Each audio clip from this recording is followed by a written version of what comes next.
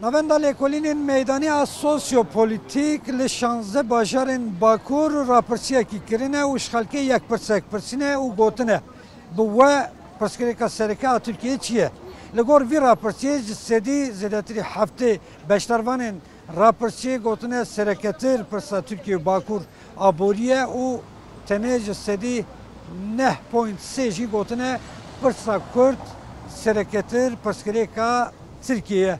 Li Amedê jî em ê mîkrofona xwe dirêjî welatiya bikin hem em cama rapirsiyê û hem jî heman pirsî ji wan bikin.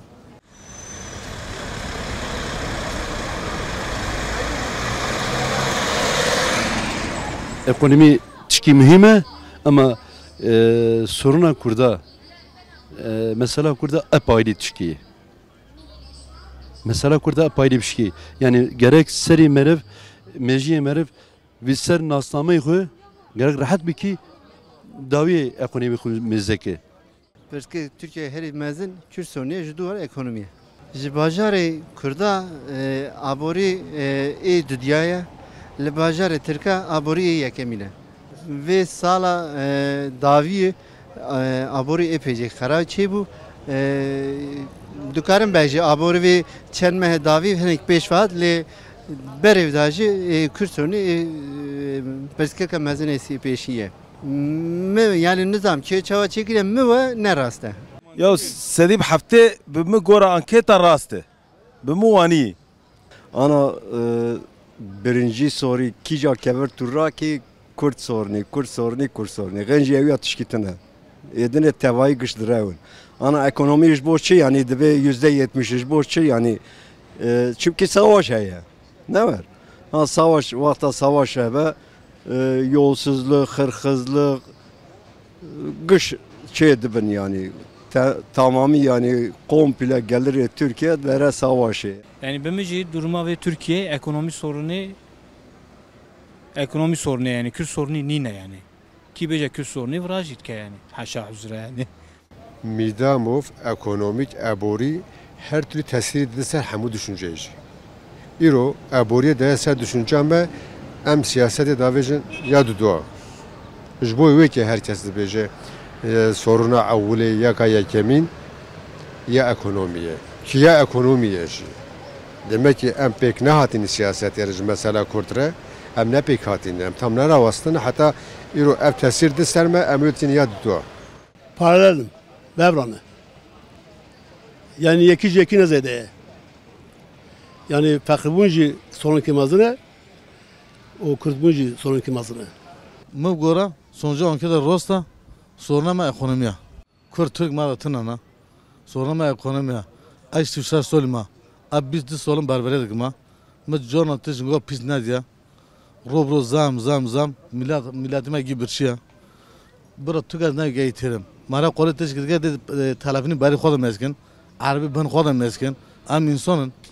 Ma Arabi majava talafini majava tişime giyavan am insanın. Soruna mezin eser mine. Ez ver bejim kaze bejim çi. İro em hek distinin bereme distin 10-15 milyon İro biye 6-7 milyon. Hem ekonomi de benim. Çünkü ekonomi tarih öndere maliye. Ekonomi ne be? Hayatına. Soruna mezin hani ayrımcılık abi.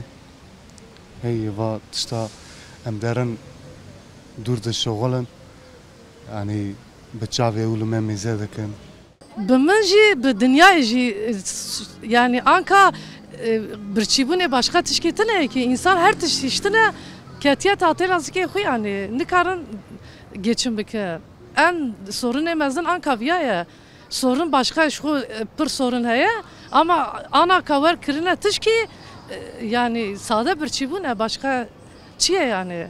Evya çözülmüş mü beş her tişte re da her yani. Meri kodu kuja nikaranan ki be malakı. Yani çava be. Tene debe kur sorunu je sedi ne debe vaki debe. Yero heye yani de yani de ava Türkiye'de kur sorunu heye. Yani pre Türkiye Kurdan naxwazın.